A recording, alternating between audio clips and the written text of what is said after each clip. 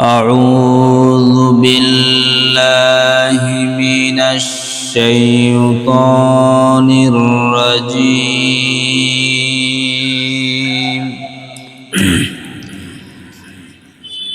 بسم الله الرحمن الرحيم.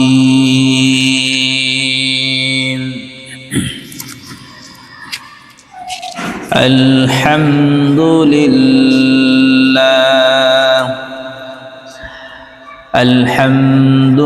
لله نحمده ونستعينه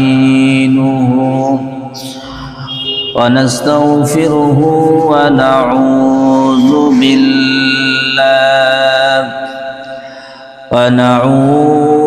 بالله من شرور أنفسنا ومن سيئات أعمالنا.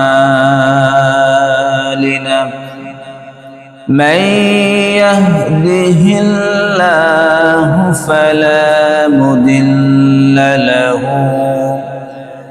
ومن يضلله فلا هادي له.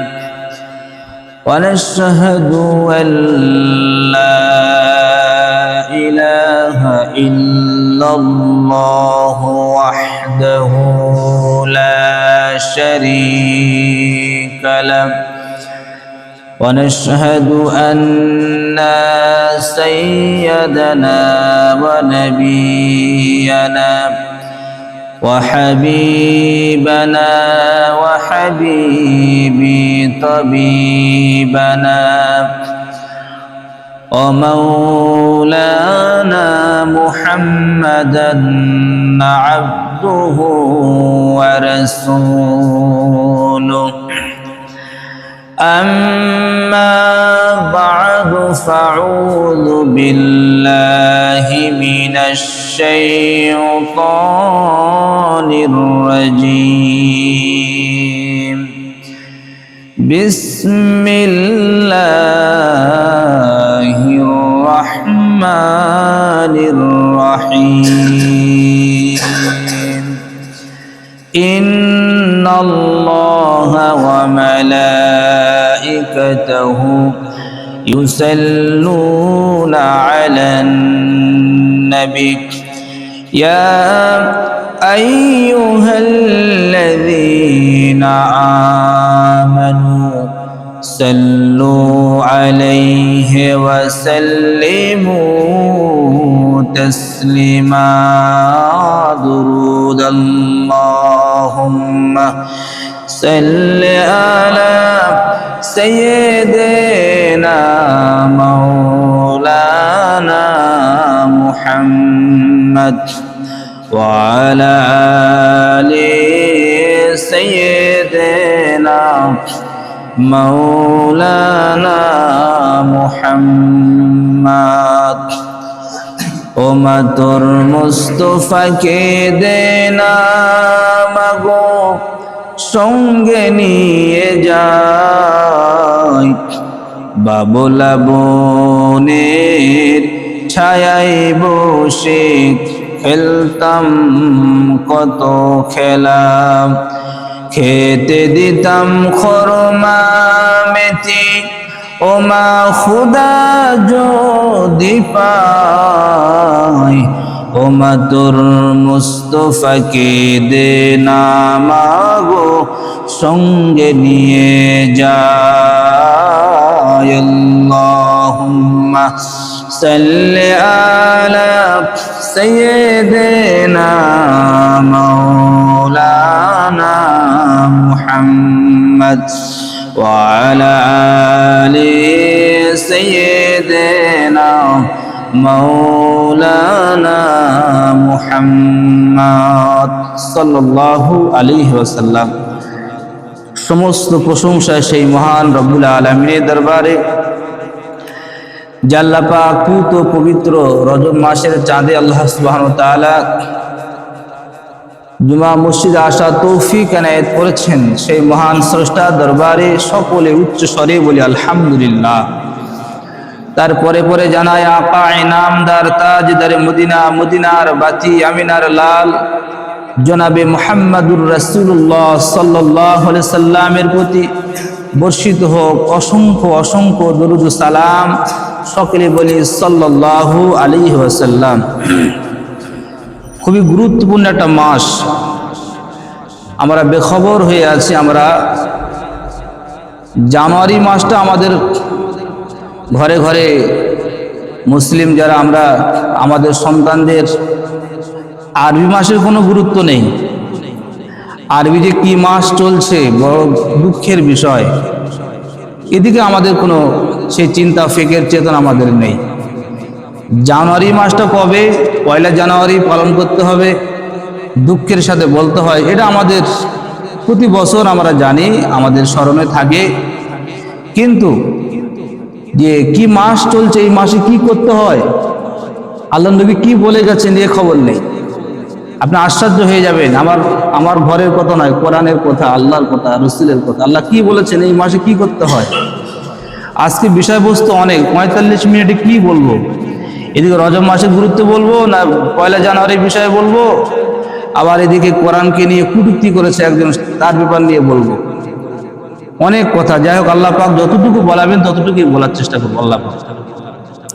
আমার প্রিয় মুসলমান, বিশেষ করে আমি গার্জিয়ানদেরকে সচেতন করব, আপনারা যদি সচেতন না হন। আজকের এই পাশে একটা বড় মসজিদ, কিন্তু এত জোরে জোরে গান, এত জোরে জোরে কি বলে বক্স বাজিয়ে 1 জানুয়ারি পালন করছে, একটু কষ্ট হয় না?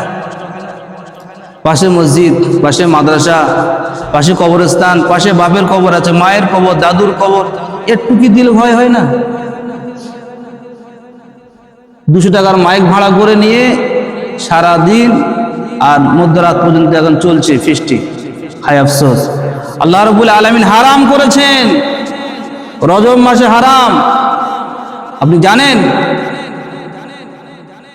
4টে মাসে আল্লাহ পাক পরিষ্কার বলেছেন, এই 4টে মাসে খুব সাবধানে থাকতে হবে।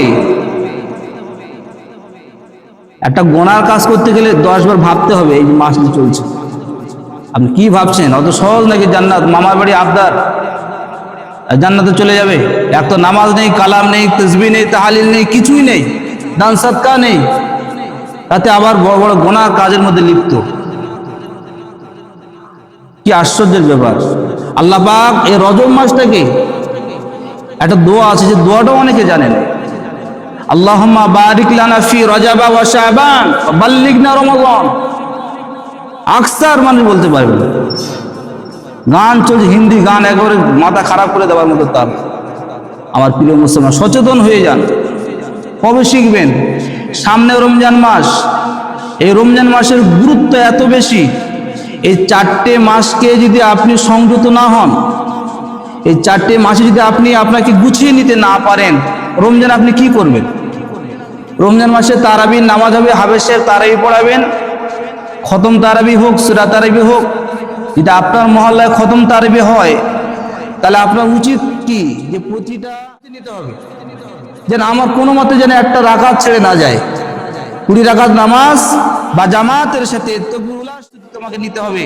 তার জন্য যা যা প্রয়োজন, রমজান মাসে যা প্রয়োজন, এখন থেকে তোমাকে সেইভাবে তোমাকে রেডি হওয়ার প্রয়োজন করতে হবে, রাখতে হবে, তোমাদের যা যা প্রয়োজন এখন থেকে প্রস্তুতি নাও।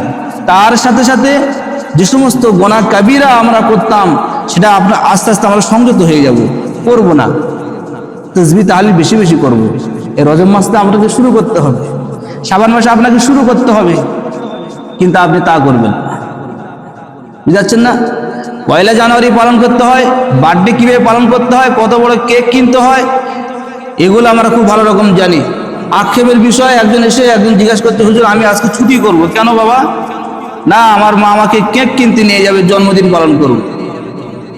তাহলে বলুন, গার্জেনে পাঠিয়ে দিচ্ছে কি যাও ছুটি করে এসে জন্মদিন পালন করুন। আমার কোথায় আছে? আজকের এই গায়ের মুসলিম যারা, আপনারা খবর রাখেন তারা কি বলছে কোরআনকে নিয়ে। কষ্ট হয়, যারা এগুলো শোনে, আমরা শুনে আমাদের কষ্ট হয় দিলে। বলছে কোরআন, এই কথাটা মুখে বলতে আমার কষ্ট হচ্ছে। কোরআনকে নিয়ে এমন এমন কথা তারা বলছে, অপব্যাখ্যা করছে কোরআনকে নিয়ে। আজ সেই সূরাটাই আমি তাফসীর করব কিছুটা, আমার প্রিয় মুসলমান। কিন্তু আমরা বেখবর হয়ে আছি। আল্লাহ নবী, বিশ্ব নবী রাহমাতুল আলামিন, আমরা জানি যে যারা হজ পাকে যান, নির্দিষ্ট একটা জায়গা আছে, সেই জায়গাতে কোনো রকমের কোনো গুনার কাজে লিপ্ত হওয়া যাবে না, এটা আমরা জানি। কিন্তু আপনি কি জানেন, শুধু ওই জায়গাটুকু নয়, মদিনাতেও আছে। মদিনাতেও সেখানে আল্লাহ পাক হারাম করেছেন। মক্কাতে যেমন হারাম করেছেন পুরো এরিয়াটাকে, এবং মদিনাতে আল্লাহ পাক হারাম করেছেন। কোনো রকমের গন্ডগোল, কোনো রকমের গুনার কাজের মধ্যে লিপ্ত হওয়া যাবে না। জেদ্দা থেকে, যেখানে হাজী সাহেবরা যে জায়গাটা নাম, ওই জায়গাটা কি, ওখান থেকে শুরু হয়ে যায়, ওখান থেকে হারাম হয়ে যায় তাদের উপর। আপনি খবর রাখেন? আপনার সে খবর নেই। আপনি আগে সে খবরটা যে আপনি নেবেন, আপনি সেদিকে চিন্তাও করেন না, ফিকরও করেন না। আমার প্রিয় মুসলমান, জিলহজ মাস, জিলকদ মাস, মুহররম মাস, রজব মাস, এই 4টে মাস আল্লাহ পাক হারাম করেছেন। গুনাহ থেকে বাঁচতে হবে, তাসবিহ তাহলিল কোরআন তেলাওয়াত বেশি বেশি করতে হবে। কিন্তু আমরা গার্জিয়ানরা কিছুই বলছি না। আরে বাচ্চাটার ক্ষমতা আছে একটা বক্স নিয়ে বা বাড়ির পাশে বাজানোর, আপনি যদি তাকে বলেন একবার, আপনি তো গার্জেন, তাহলে আপনি কেমন গার্জেন হয়েছেন যে আপনার কথা আপনার সন্তান শুনছে না? 2000 টাকার মাইক ভাড়া করে নিয়ে আপনি ইচ্ছা মতো পয়লা জানের পালন করছে। আলেম ওলামারা প্রত্যেক জায়গাতে এই নিয়ে কঠোরভাবে তারা বলে যাচ্ছে বারবার, কখনো তোমরা এটা করবে না। খ্রিস্টান যারা, তাদের কালচার। আর আপনি গ্রামের মধ্যে ইচ্ছা মতো আপনি বক্স চালিয়ে আপনি নাচ গান হিন্দুদের মতো আপনারা করছেন। তার পার্থক্যটা কোথায় রইল? বড় কষ্ট হয় আমার প্রিয় মুসলমান, এমনটা করা যাবে না। যে একজন অসীম সরকার এই কোরআনকে নিয়ে এত বাজে বাজে মন্তব্য করেছেন, সে সম্পর্কে আমি বলবো ইনশাআল্লাহ। তার উত্তরটা আমি এখান থেকে দেওয়ার চেষ্টা করব। আগে আমরা ওই সূরাটা, এই যে 5 নম্বর আয়াত, 5 নম্বর আয়াতকে নিয়ে যে কটূক্তি করেছে, সে যদি 1 থেকে 2 নম্বর আয়াত পড়তো, 2 থেকে 4 নম্বর আয়াত পড়তো, 5 থেকে 6 নম্বর আয়াত পড়তো, সঠিকভাবে যদি ইনসাফের সাথে করতো, কখনো এই কথা বলতে পারতো না। আপনি কি জানেন, আশ্চর্য হয়ে যাবেন, তাফসীর শুধু একটা ব্যাখ্যা দেখলে হবে না। ইবনে কাসির দেখুন, মারিফুল কোরআন দেখুন, এমন করে